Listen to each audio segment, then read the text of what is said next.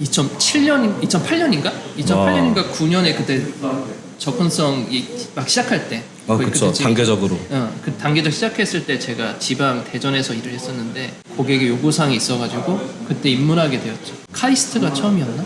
카이스트 대표. 오. 그때 좀 알면서 이제 점점 그때 1.0이었죠 지침이. 그쵸. 1.0 버전 때 스크립트가 없어도 가능하게 해라 뭐 이런 것들도 있어가지고 되게 빡세할 때 시작을 하고 그러니까 회사에서 당연히 하라고 하니까 그냥 한 거죠. 이것도 기술인가 보다 하고. 그쵸. 하라는 대로 해야지. 하라고 한데 그래서 했죠. 그래서 시작했죠. 서진 씨는 어떻게 접근성을 알게 됐어요? 저는 입사해서 그냥 할 게 접근성밖에 없었어요. 회사에서 와. 시키는 네, 거? 회사에서 시키는 게 그 완전 처음이었는데 접근성 막 게시판부터 봐달라고 하셔가지고 시작을 했죠. 신기한데?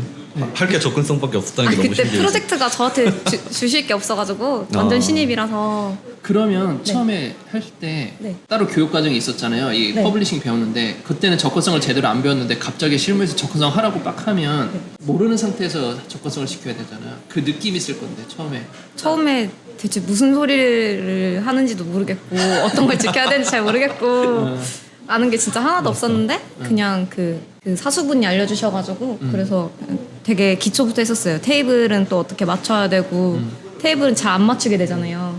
그렇죠. 귀찮아가지고 그래서 그거부터 이렇게 쭉쭉 다 해가지고 했었죠. 이제 이직을 하게 되면서 모 금융사에서 일을 하게 됐는데 그때서부터는 전혀 생각 없었던 예전 일이지만 전혀 생각 없었던 접근성을 맞추고 테스터가 오셔서 테스트를 한다는 거예요. 이제 거기서부터 정신이 약간 좀 나갔었거든요.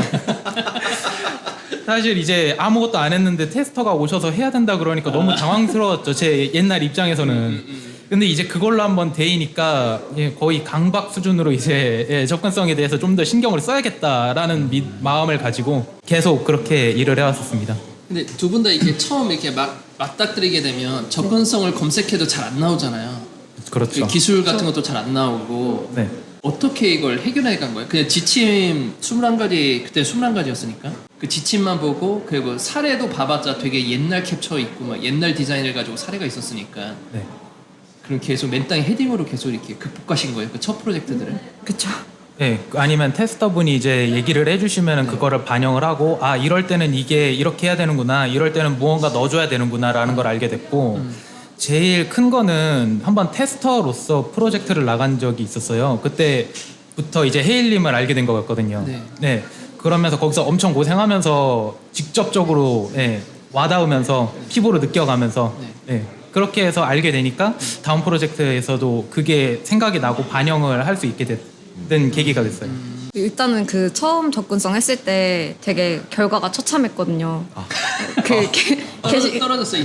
인증마크였잖아요. 아니, 떨어진 건 아닌데 1차 때 수정상이 진짜 많이 왔어요. 아무래도 제가 했던 것도 아니고 좀 큰 기관 사이트다 보니까 하나도 몰라서 되게 처참하게 떨어져가지고 거기서부터 좀 공부하다가 접근성 사업이 좀 많았거든요, 회사에. 그래서 그리고 또 제가 작업한 게 아니라 다른 분들이 작업한 거를 다시 고치고 하게 되다 보니까 그냥 그 뒤로 저도 약간 강박이 생겨가지고 그때부터 그냥 1차 때 통과하고 싶어가지고 그게 수정하기 싫어서? 네, 통과를 하면 되게 뿌듯해요. 그게 공감해요. 그치. 맞춰놓고 그러면 되게 뿌듯해서 약간 그렇게 좀 집착하는 수준으로 이렇게 맞추고 있어요. 자, 접근성에 이렇게 처음에 입문했을 때 얘기를 한번 들어봤는데 뭐 헬님은 그냥 평가 입장에서 이런 분들 되게 많이 만날 거잖아요.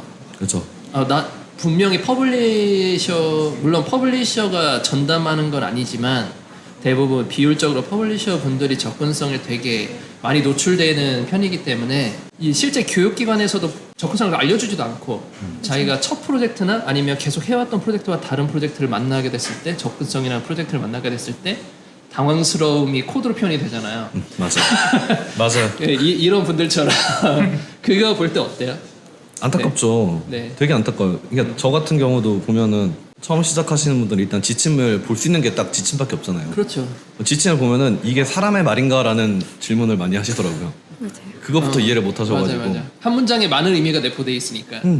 그것도 코드가 있는 게 아니잖아요. 개발자는 코드를 봐야 되는데. 그렇지.